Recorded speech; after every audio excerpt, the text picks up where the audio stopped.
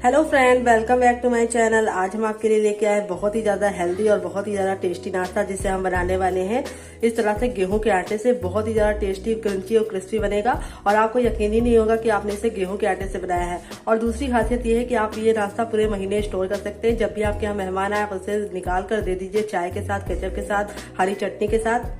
तो वीडियो पसंद आए तो वीडियो को लाइक कर दीजिएगा, शेयर कर दीजिएगा। अगर आप हमारे चैनल पर नए हैं तो हमारे चैनल को सब्सक्राइब कर लीजिएगा, साथ ही नोटिफिकेशन बेल को ऑन करेंगे ताकि आपको हमारी लेटेस्ट वीडियो की अपडेट मिलेगी सबसे पहले। तो चलिए बिना टाइम को बर्बाद किए हम बताते हैं कि हमने क्या लिया है। तो हमने लिया है गेहूं का आटा, जो मेरा है 250 ग्राम और वेट में 250 ग्राम है। नाप में बताऊं तो एक बड़ी कटोरी है। तो चलिए हमने इसे छान के लिया है, आपको भी इसे छान कर लेना है। तो अब इसे हम एक बर्तन में ट्रांसफर कर लेते हैं। जो बर्तन होना चाहिए वो बड़ा होना चाहिए, उसमें हम अपने आटे को ट्रांसफर कर लेंगे इस तरह से। और ये नॉर्मली आटा है जिससे हम रोटियां बनाते हैं, तो कोई भी एक्स्ट्रा आटा लेने की जरूरत नहीं है आपको, ना मार्केट से मंगाने की जरूरत है। जो घर का आटा है उसी से बना लीजिएगा। और अब इसके बाद हम इसमें डालेंगे घी। तो फ्रेंड, जो घी हमने लिया है वो एक बड़ा चम्मच है, इस तरह से दिखा देते हैं। और देसी घी का इस्तेमाल करना है। अगर आपके पास ना हो तो आप डालडा भी इस्तेमाल कर सकते हैं, लेकिन तेल का इस्तेमाल मत कीजिएगा, तेल से ये अच्छा नहीं बनेगा। तो इस तरह से एक बड़ा चम्मच हमने लिया है घी। अगर आपका छोटा चम्मच है तो आपको 2 चम्मच लेना है। फिर इसके बाद हमने लिया है दरदरी कुटी हुई काली मिर्च, जिसमें हमने कम से कम 25 दाने काली मिर्च को अच्छे से अपने हाथों से दरदरा किया है। आप चाहे तो मिक्सी में डाल सकते हैं, लेकिन इस तरह से दरदरा करने से बहुत ही अच्छा टेस्ट आता है। तो इस तरह से हमने डाल दिया है। और आप पाउडर मिर्च इस्तेमाल कीजिएगा, मोटा मोटा इस तरह से कीजिएगा, जिसके इस तरह से इसके जो चंक्स है वो आए। तो इस तरह से हमने ले लिया है। अब इसमें हम डालेंगे नमक। तो फ्रेंड, ये डाला हमने नमक। तो नमक 1 चम्मच डालेंगे। और नमक डालने के बाद आपको एक काम करना है, इसे अच्छे से मिक्स करना है और घी को अच्छे से सारे आटे के अंदर हमें अच्छे से मिला लेना है। मोहन अगर आपका कम होगा तो आपका अच्छा नहीं बनेगा, तो इसलिए हमें इसे अच्छे से मिक्स करना है इस तरह से, और अच्छे से मसल कर। तो यहाँ पर आपको थोड़ा सा टाइम लग जाएगा और इस तरह से लेना है। अगर बाइंडिंग हो रही है तो ठीक है, अगर नहीं हो रही है तो आपको थोड़ा सा ऑयल और डाल देना है, या घी, जो भी आप इस्तेमाल करें डाल सकते हैं, लेकिन घी से बनाएंगे तो ज्यादा टेस्टी बनेगा। तो अब हमारा ये रेडी हो चुका है। अब हम अपने हाथों को वॉश कर लेंगे और फिर इसके बाद हम इसमें पानी ऐड करेंगे। तो फ्रेंड, हमने हाथों को वॉश कर लिया है और अच्छे से मिक्स करने के बाद अब हमने पानी लिया है। पानी जो आपको लेना है हल्का सा गुनगुना लेना है, और इस तरह से हम थोड़ा थोड़ा सा पानी डालकर इसका एक सख्त आटा लगाएंगे। आटा सख्त होना चाहिए, नहीं तो बहुत ज्यादा ये तेल और घी पिएगी। तो इस तरह से थोड़ा थोड़ा सा पानी डालेंगे और इसे अच्छे से मसलते हुए हम मोड़ लेंगे। तो फ्रेंड, इस तरह से हमने आटे को मोड़ लिया है। और मोड़ने के बाद आप इसको ज्यादा गूंदने की जरूरत नहीं है, आपको इसे रेस्ट देना है कम से कम। और ज्यादा से ज्यादा कितना मैं बताऊंगी, ज्यादा से ज्यादा अगर आप 2 घंटे दे दें तो बहुत ही अच्छा है, नहीं तो आपको कम से कम इसे 15 मिनट का रेस्ट देना है। और आटा देखिए हमारा कितने अच्छे से टाइट है। और इसे लगाने में हमने 1 कप पानी का इस्तेमाल किया था और उसमें भी हमारा आधा पानी बच गया है। तो समझ लीजिए कितने कम तेल पानी में हमने इसे मोड़ लिया है इस तरह से। अब इसे हम कवर करके रख देंगे और 1 घंटे बाद हम इसका बनाएंगे। तो चलिए इसे रेस्ट दे देते हैं। अगर आपके पास 1 घंटा ना हो तो कम से कम 15 मिनट, और 2 घंटे रखेंगे तो बहुत ही अच्छा रिजल्ट आएगा। तो फ्रेंड, 2 घंटे हो चुके हैं और अपने आटे को हम चेक कर लेते हैं। और अब इसे हम गूंदेंगे, क्योंकि शुरुआत में हमने गूंदा नहीं था, तो अब हमें इसे गूंदना है। और इस तरह से हम इस पर पंच मारेंगे। पंच बहुत ज्यादा टाइट नहीं होने चाहिए, हल्के हल्के हाथों से आपको इसे घड़ी देखकर 1 मिनट तक इसे चिकना करना है। तो फ्रेंड, 1 मिनट तक हमने इसे पंच मार मार के चिकना कर लिया है। और इस तरह से आटे को अब हम बताते हैं कैसे चेक करना है। तो इस तरह से आप अपने आटे को इस तरह से करेंगे। अगर इसमें लेयर पड़ रही है तो समझ जाइए आपका आटा अच्छे से उठ गया है या नहीं, फूल गया है। देखिए, लेयर इसके अंदर इस तरह से पड़नी चाहिए, और ये निशानी होती है कि आपका जो आटा है वो अच्छे से हो गया है। और इस तरह से देख सकते हैं, मैं आपको दिखा रही हूँ करीब से, इस तरह से। अब इसे हम इस तरह से मोड़ लेंगे और फटाफट बनाना शुरू करते हैं।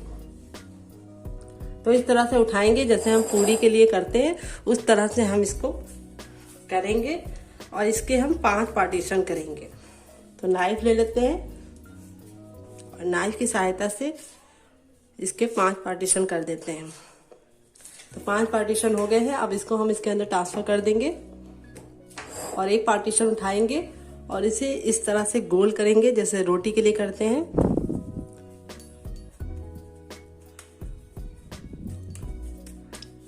तो इस तरह से हमने इसे कर लिया है।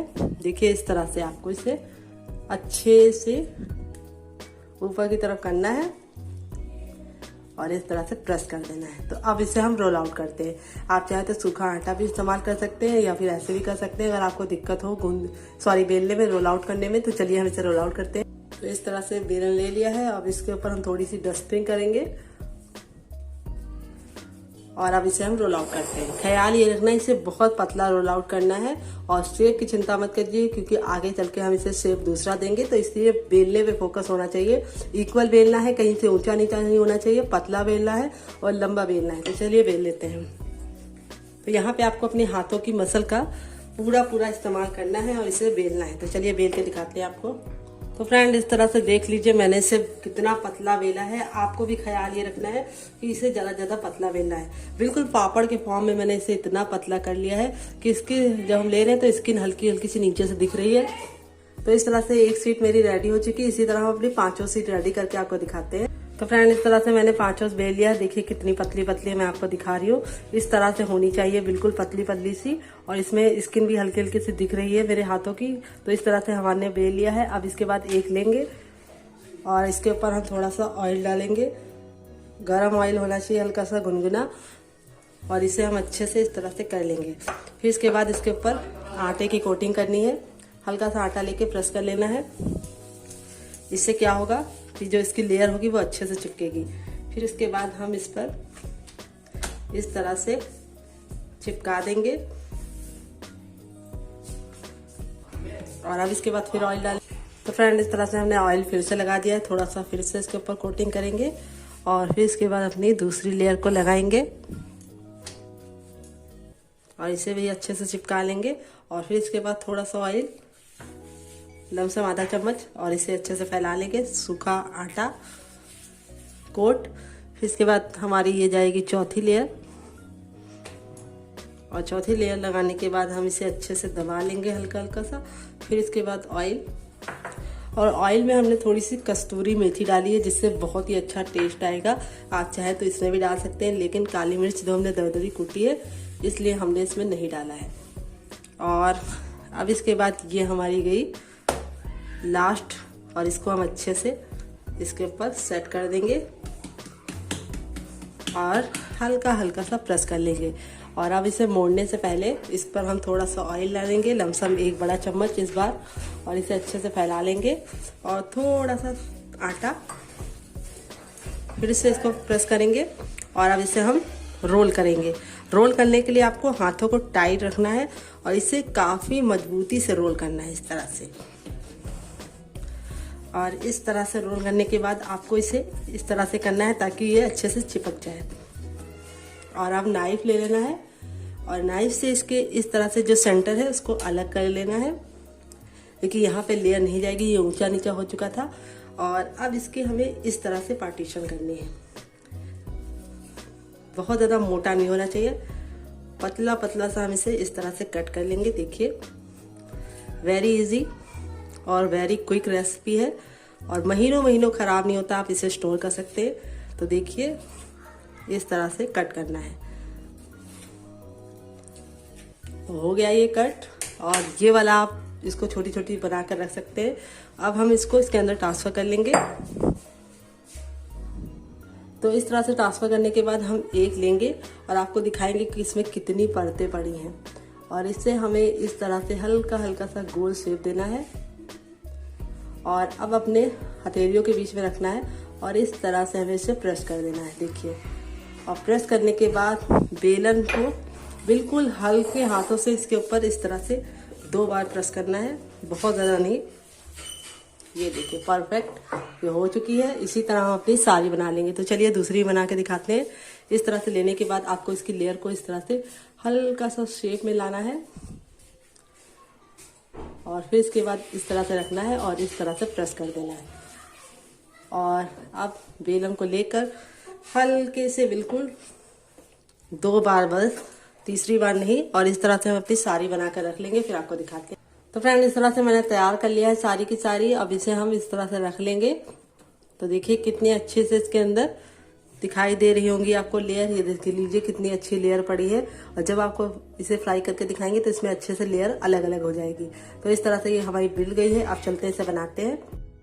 तो फ्रेंड आगे हैं गैस की तरफ और हमने तेल रख दिया है। इसे फ्राई करने के लिए तेल को बहुत ज्यादा भरकर रखने की जरूरत नहीं है। तो देख लीजिए हमने कम ही तेल रखा है। तो मैंने इस तरह से 300 ग्राम तेल रखा है और 250 ग्राम के लिए। तो आप इसी हिसाब से रख लीजिएगा। इतना तेल रखना है कि इसमें डूब जाए, लेकिन बहुत ज्यादा एक्स्ट्रा तेल रखेंगे तो आपके इन मटरियों के अंदर तेल घुसने की संभावना होती है। तो इसीलिए हमें इसे कम ही रखना है। और जो कढ़ाई हमने लिया है वो मोटी वाली होनी चाहिए और इसे अच्छे से हीट हो जाने देंगे तेल को, तब डालेंगे। तो तेल को अच्छे से गर्म होना जरूरी है। तो तेल जब हमारा बहुत ही अच्छे तरीके से गर्म होगा तभी हम बनाएंगे। और कढ़ाई मोटी होनी चाहिए। ये 2 टिप आप फॉलो कीजिए। तीसरी टिप ये है कि तेल को बहुत ज्यादा भरकर डालने की जरूरत नहीं है। कम तेल में अच्छे से फ्राई होती है। तो तेल को हम हो जाने देते हैं। तो फ्रेंड तेल हुआ है या नहीं हुआ ये चेक करने के लिए आपको इसके अंदर डालने की जरूरत नहीं। आप इस तरह से हथेलियों को रखें और थोड़ा सा 10 सेकंड रखेंगे। अगर आपकी हथेलियों पे गर्माहट सी महसूस हो रही है तो समझ जाइए आपका तेल अच्छे से गर्म हो गया। तो इस तरह से मैं रख रही हूँ तो हमारी हथेलियों पे लग रही है गर्माहट, तो तेल हो गया है। अब उसके बाद आपको गैस का फ्लेम बिल्कुल लो कर देना है और लो फ्लेम पर इसे हम फ्राई करेंगे। तो चलिए फ्लेम को लो कर देते हैं और इस तरह से बिल्कुल हल्के हल्के से इसके अंदर डाल देंगे।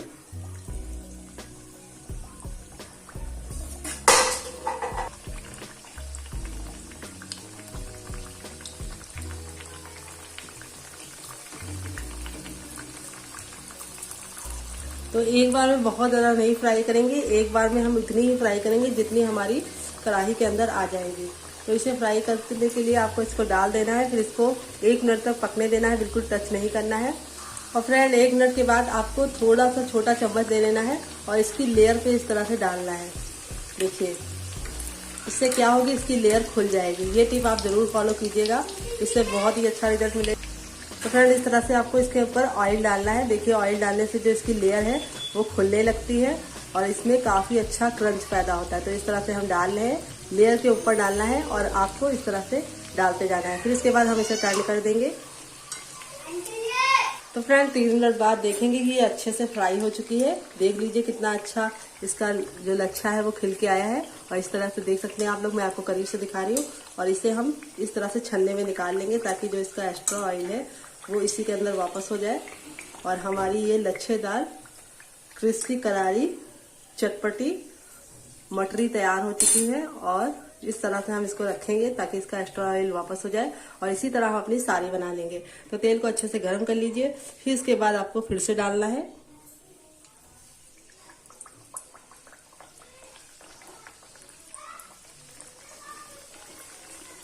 और इसी तरह हम सारी फ्राई करके आपको लास्ट में दिखा। तो फ्रेंड बनकर रेडी हो चुका है हमारा गेहूं के आटे का ये अमेजिंग सा नाश्ता, जिसे आप पूरे 1 महीने तक खा सकते हैं, चाय के साथ, केचप के साथ, हरी चटनी के साथ। बिल्कुल भी खराब नहीं होगा। तो वीडियो पसंद आए तो वीडियो को लाइक कर दीजिएगा, शेयर कर दीजिएगा। अगर आप हमारे चैनल पर नए हैं तो हमारे चैनल को सब्सक्राइब कर लीजिएगा, साथ ही नोटिफिकेशन बेल को ऑन करेंगे ताकि आपको हमारी लेटेस्ट वीडियो की अपडेट मिलेगी सबसे पहले। और इस नाश्ते को जरूर ट्राई कीजिएगा, कैसा लगा कमेंट बॉक्स में कमेंट जरूर कीजिएगा। मिलते हैं नेक्स्ट वीडियो में, तब अपना ख्याल रखिए, घर में रहिए, सेफ रहिए। और इसे दिवाली में जरूर ट्राई कीजिएगा। इसके देखिए लच्छे कितने अच्छे से नजर आ रहे हैं आप लोगों को। तो इस तरह से देख सकते हैं कितना लच्छेदार ये बना है, बहुत ही क्रिस्पी और मसालेदार बना है। तो मिलते हैं नेक्स्ट वीडियो में। Bye and take care.